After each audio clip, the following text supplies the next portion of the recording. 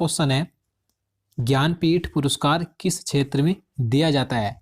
तो अगर आपको इसका आंसर पता है तो आप अपना आंसर लगा सकते हैं। तो यहाँ पर इसका राइट आंसर ऑप्शन ए हो जाएगा, साहित्य। साहित्य के क्षेत्र में ज्ञानपीठ पुरस्कार प्रतिवर्ष दिया जाता है। आपको ध्यान रखना है कि साहित्य के क्षेत्र में दिए जाने वाला ज्ञानपीठ पुरस्कार सर्वोच्च पुरस्कार है। नेक्स्ट क्वेश्चन देखते हैं, विश्व स्वास्थ्य दिवस कब मनाया जाता है? तो देखिए ये जो क्वेश्चन है ये भी काफ़ी इंपॉर्टेंट है, क्योंकि ये क्वेश्चन भी एग्जाम में कई बार पूछा जा चुका है।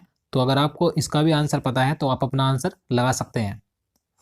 तो यहाँ पर इसका राइट आंसर ऑप्शन बी हो जाएगा, 7 अप्रैल। 7 अप्रैल को विश्व स्वास्थ्य दिवस मनाया जाता है, तो आपको ध्यान रखना है। और देखिए मैं आपको बता दूं, मैं जितने भी आपके लिए क्वेश्चन लेकर आता हूँ ये ऑब्जेक्टिव टाइप के, तो आपको इन क्वेश्चन से बहुत हेल्प मिलती होगी, क्योंकि अगर आपको किसी क्वेश्चन के बारे में पता है तो आपका रिवाइज हो जाता है। अगर आपको नहीं पता है तो आप इन्हें याद कर सकते हैं। चलिए नेक्स्ट क्वेश्चन देखते हैं। क्वेश्चन नंबर 3 है, सनशाइन विटामिन है। देखिए ये जो क्वेश्चन है ये काफ़ी आसान क्वेश्चन, आपको पता भी होगा, लेकिन घुमा फिरा कर क्वेश्चन इस तरह के पूछे जाते हैं। इस क्वेश्चन में कुछ नहीं है, आपको सिर्फ बताना है कि सनशाइन यानी कि जो सूर्य की चमक, सूर्य की रोशनी से जो हमें विटामिन प्राप्त होता है वो कौन सा होता है। तो अगर आपको भी इसका आंसर पता होगा तो यहाँ पर इसका राइट आंसर ऑप्शन सी हो जाएगा, विटामिन डी। सूर्य से हमें विटामिन डी प्राप्त होता है, तो आपको ध्यान रखना है।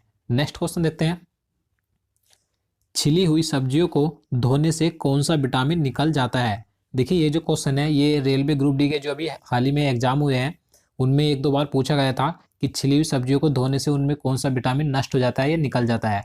तो विटामिन सी नष्ट हो जाता है, तो यहाँ पर इसका सही आंसर ऑप्शन बी हो जाएगा, विटामिन सी। और देखिए विटामिन सी का आपको नाम ध्यान रखना है क्या होता है, स्कर्विक अम्ल विटामिन सी का रासायनिक नाम होता है। और देखिए अगर आपको सभी विटामिनों के रासायनिक नाम और उनकी कमी से होने वाले रोग आपको पता करने हैं तो मैं आपके लिए वीडियो बना सकता हूं, तो आप कमेंट में हमें बताइएगा। चलिए नेक्स्ट क्वेश्चन देखते हैं। क्वेश्चन नंबर 5 है, केंचुए में कितनी आंखें होती हैं? तो आप भी इसका आंसर लगा सकते हैं। तो यहाँ पर इसका राइट आंसर ऑप्शन डी हो जाएगा, कोई नेत्र नहीं, यानी कि केंचुए में कोई भी आंख या कोई नेत्र नहीं होता है। तो देखिए आपको ध्यान रखना है, केंचुए को ही किसान का मित्र कहा जाता है। नेक्स्ट क्वेश्चन देखते हैं, भारत संविधान के किस भाग में मूल कर्तव्य का वर्णन किया गया है? इस क्वेश्चन में बताना है कि भारतीय संविधान के किस भाग में मूल कर्तव्यों का वर्णन किया गया है। तो यहाँ पर इसका सही आंसर ऑप्शन डी हो जाएगा, भाग 4 के कै में मूल कर्तव्यों को जोड़ा गया है। आपको ध्यान रखना है कि जो 42वां संविधान संशोधन किया गया था 1976, उसी के अनुसार मूल कर्तव्य को भारतीय संविधान में जोड़ा गया था भाग 4 के कै में। और आपको ये भी ध्यान रखना है कि वर्तमान में हमारे मूल कर्तव्य कितने हैं, 11 मूल कर्तव्यों की संख्या है, आपको ये भी ध्यान रखना है। चलिए अगला क्वेश्चन देखते हैं। क्वेश्चन नंबर 7 है, संविधान संशोधन का संबंध संविधान के किस भाग से है? इस क्वेश्चन में आप बताना है कि संविधान संशोधन भारतीय संविधान के किस भाग से संबंधित है। तो इसका राइट आंसर ऑप्शन ए हो जाएगा, भाग 20। भाग 20 के अनुसार भारतीय संविधान में संशोधन किया जा सकता है। और देखिए आपको अगर एग्जाम में पूछा है कि किस अनुच्छेद के अंतर्गत संविधान संशोधन किया जाता है, तो आपको ध्यान रखना है अनुच्छेद 368 के अनुसार। तो आपको अनुच्छेद भी ध्यान रखना है। तो चलिए नेक्स्ट क्वेश्चन देखते हैं, हैजा रोग किसके कारण होता है? तो आप इसका आंसर लगा सकते हैं अगर आपको पता है तो। इसका राइट आंसर ऑप्शन बी हो जाएगा, जीवाणु, यानी कि जो बैक्टीरिया होते हैं जीवाणु, उन्हीं के कारण से हैजा रोग फैलता है। तो आपको ध्यान रखना है। नेक्स्ट क्वेश्चन देखते हैं, जोजिला दर्रा भारत के किस राज्य में स्थित है? देखिए ये भी काफी महत्वपूर्ण क्वेश्चन है। तो इसका राइट आंसर ऑप्शन बी हो जाएगा, जम्मू कश्मीर राज्य में स्थित है जोजिला दर्रा। और देखिए आपको एक पॉइंट और ध्यान रखना है कि ये जो दर्रा है श्रीनगर और लेह मार्ग को जोड़ता है। तो आपको ये भी ध्यान रखना है, क्योंकि आपसे एग्जाम में ये भी पूछा जा सकता है। नेक्स्ट क्वेश्चन देखते हैं। क्वेश्चन नंबर 10 है, भारत सरकार का सर्वोच्च विधि अधिकारी कौन होता है? तो यहाँ पर इसका राइट आंसर ऑप्शन सी हो जाएगा, अटॉर्नी जनरल। देखिए अटॉर्नी जनरल को ही महान्यायवादी बोला जाता है। तो आपको ध्यान रखना है कि भारत सरकार का सर्वोच्च विधि अधिकारी महान्यायवादी यानी कि अटॉर्नी जनरल होता है। और देखिए अगर हम बात करें कि महान्यायवादी की नियुक्ति कौन करता है, तो राष्ट्रपति के द्वारा ही इसकी नियुक्ति की जाती है। तो आपको ये भी ध्यान रखना है। चलिए नेक्स्ट क्वेश्चन देखते हैं, हल्दी घाटी का युद्ध 1576 ईस्वी में किन के बीच हुआ था? तो 4 ऑप्शन आपको दिए गए हैं, आप इसका आंसर लगा सकते हैं। तो यहाँ पर इसका राइट आंसर ऑप्शन ए हो जाएगा, अकबर एवं महाराणा प्रताप के बीच हल्दी घाटी का युद्ध 1576 ईस्वी में हुआ था। नेक्स्ट क्वेश्चन देखते हैं, रेबीज के टीके की खोज किसने की थी? देखिए ये क्वेश्चन भी कई बार एग्जाम में पूछा जा चुका है, तो आपको जरूर ध्यान रखना है कि रेबीज के टीके की खोज लुई पास्चर ने की थी। तो यहाँ पर इसका सही आंसर ऑप्शन डी हो जाएगा। अगला क्वेश्चन देखते हैं, क्वेश्चन नंबर 13 है, शरीर में आयरन की कमी से कौन सी बीमारी होती है? यानी कि शरीर में अगर आयरन यानी कि लोहे की कमी हो जाए तो कौन सी बीमारी या कौन सा रोग हो जाता है? तो यहाँ पर इसका सही आंसर ऑप्शन ए हो जाएगा, एनीमिया रोग हो जाता है लोहे की कमी से। आपको ध्यान रखना है कि सबसे ज़्यादा जो लोहा पाया जाता है पालक में पाया जाता है। अगला क्वेश्चन देखते हैं, अलमाटी बांध कृष्णा नदी पर किस राज्य में स्थित है? तो यहाँ पर इसका सही आंसर ऑप्शन सी हो जाएगा, कर्नाटक राज्य में स्थित है अलमाटी बांध। और आपको यह भी ध्यान रखना है कि कौन सी नदी पर है, कृष्णा नदी पर स्थित है। नेक्स्ट क्वेश्चन देखते हैं, सुएज नहर का राष्ट्रीयकरण किस वर्ष किया गया था? तो यहाँ पर इसका सही आंसर ऑप्शन डी हो जाएगा, 1956 ईस्वी में सुएज नहर का राष्ट्रीयकरण किया गया था। आपको ध्यान रखना है कि ये जो सुएज नहर है ये लाल सागर और भूमध्य सागर को आपस में जोड़ती है, और इसकी जो लंबाई है 165 किलोमीटर इसकी लंबाई भी है। तो आपको इसकी लंबाई भी ध्यान रखनी है। अगला क्वेश्चन देखते हैं, क्वेश्चन नंबर 16 है, प्रतिरोध का एसआई मात्रक क्या होता है? देखिए जितने भी एसआई मात्रक होते हैं अधिकतर एग्जाम में पूछे जाते हैं, तो आपको सभी एसआई मात्रक याद कर लेने हैं। यह मैं आपको इनका एक अलग से वीडियो बना दूंगा, आप हमें कमेंट में बताइएगा।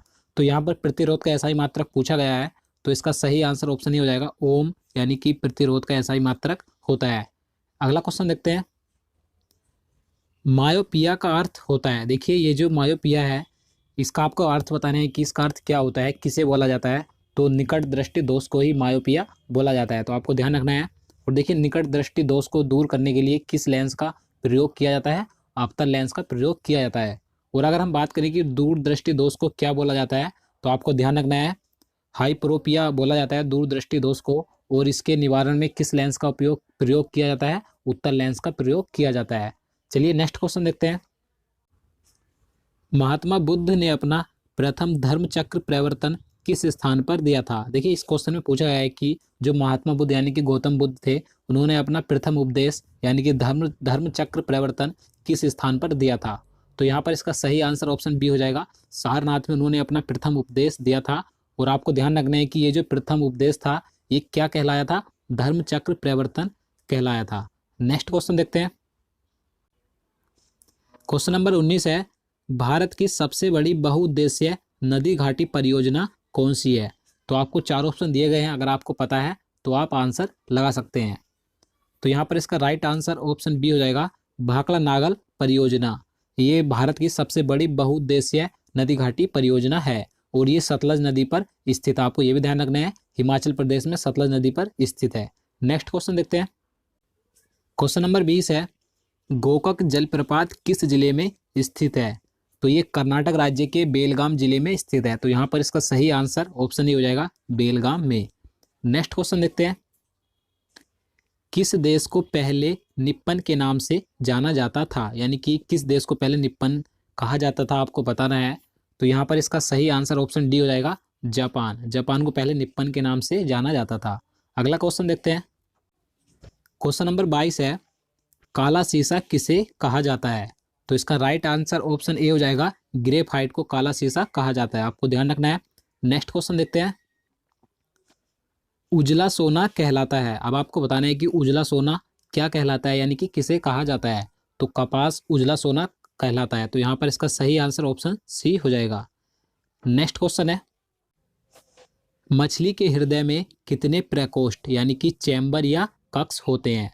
तो यहाँ पर इसका राइट आंसर ऑप्शन बी हो जाएगा, मछली के हृदय में 2 चैम्बर या कक्ष होते हैं। आपको ध्यान रखना है। और अगर हम बात करें कि मनुष्य के हृदय में कितने कक्ष होते हैं, तो 4 कक्ष होते हैं। और मेंढक की अगर बात करें तो मेंढक में 3 होते हैं। तो आपको ये तीनों ध्यान रखने हैं।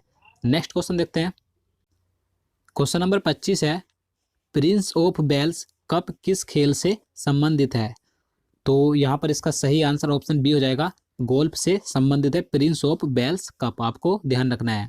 अगला क्वेश्चन देखते हैं, भारत की सबसे बड़ी कृत्रिम झील कौन सी है? तो यहाँ पर इसका राइट आंसर ऑप्शन ये हो जाएगा, गोविंद बल्लभ पंत सागर भारत की सबसे बड़ी कृत्रिम झील है और ये यूपी के सोनभद्र में स्थित है, आपको ध्यान रखना है। अगला क्वेश्चन देखते हैं। क्वेश्चन नंबर 27 है, इंडिका किसकी रचना है? तो देखिए काफी आसान क्वेश्चन है, आप इसका आंसर लगा सकते हैं। तो इसका राइट आंसर ऑप्शन ये हो जाएगा, मैगस्थनीज की ये रचना है इंडिका, आपको ध्यान रखना है। अगला क्वेश्चन देखते हैं, लाख बक्स किसे कहा जाता था? तो देखिए लाख बक्स की उपाधि यानी कि लाख बक्स किसे कहा जाता था? तो कुतुबुद्दीन ऐबक को लाख बक्स कहा जाता था। तो यहाँ पर इसका सही आंसर ऑप्शन ए हो जाएगा। नेक्स्ट क्वेश्चन है, क्वेश्चन नंबर 29 है, 1 रुपए के नोट पर किसके हस्ताक्षर होते हैं? तो यहाँ पर इसका सही आंसर ऑप्शन बी हो जाएगा, वित्त सचिव। वित्त सचिव के हस्ताक्षर होते हैं 1 रुपए के नोट पर, आपको ध्यान रखना है। और बाकी जितने भी नोट होते हैं उन पर सभी भारतीय रिजर्व बैंक यानी कि गवर्नर के हस्ताक्षर होते हैं, आपको ये ध्यान रखना है। और अगर हम बात करें कि वर्तमान में वित्त सचिव कौन है, हाल ही में बनाए गए हैं AN झा यानी कि अजय नारायण झा, हाल ही में भारत के नए वित्त सचिव बनाए गए हैं। मैंने आपको इससे पहले जो वीडियो अपलोड किया था उसमें मैंने आपको बता दिया था। अगर आपने वो हमारा करंट अफेयर्स का वीडियो नहीं देखा है तो आप उसे एक बार जरूर देखिएगा। चलिए नेक्स्ट क्वेश्चन देखते हैं, भारतीय रिजर्व बैंक का मुख्यालय कहाँ है? यानी कि RBI का मुख्यालय कहाँ पर स्थित है? तो इसका राइट आंसर ऑप्शन डी हो जाएगा, मुंबई। मुंबई में RBI का मुख्यालय स्थित है। और देखिए मैं आपको बता दूं, अभी हाल ही में नए RBI के गवर्नर बने हैं। अब मैंने इससे पहले जो वीडियो अपलोड किया था उसमें मैंने सभी करंट अफेयर्स के महत्वपूर्ण क्वेश्चन कराए थे, तो आप उस वीडियो को एक बार जरूर देखिएगा। तो दोस्तों आज के लिए इतना ही, उम्मीद करता हूँ आपको वीडियो पसंद आया होगा। अगर आपको वीडियो अच्छा लगा हो तो लाइक कर देना और चैनल को भी जरूर सब्सक्राइब करना, साथ ही वीडियो को ज़्यादा से ज़्यादा शेयर करना, ताकि हम आपके लिए आगे भी इस तरह के वीडियो ला सकें। तो चलिए मिलते हैं नेक्स्ट वीडियो में, तब तक के लिए नमस्कार।